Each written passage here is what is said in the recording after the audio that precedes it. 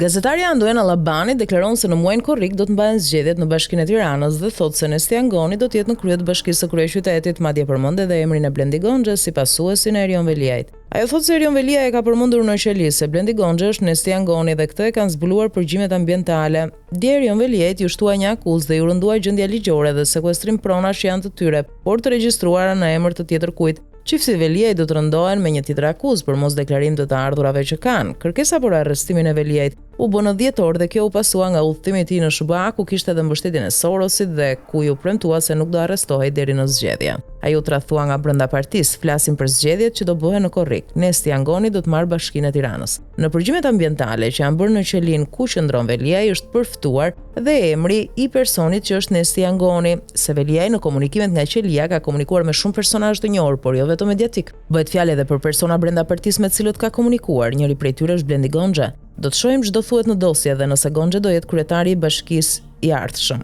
Flitet nga burime se në korrik do të kemi zgjedhje në Bashkinë e Tiranës, kemi pastrimin e të gjithë bashkisë nga njerëzit e Veliajt. Sinjalet e goditjes së Erion Veliajt janë kapur në paraburgim. Nëse lufta ka nisur brenda PS-s, kjo është parë në mënyrën se si është sjell kryetari i PS-s me deklaratat e papritura ndaj Veliajt. Nga survejimet dhe përgjimet ambientale dhe telefonatave në Qeli ka rezultuar se Erion Veliaj ka komunikuar dhe kërcënuar personin në fjalë. Pse nuk kërcënoi person tjetër?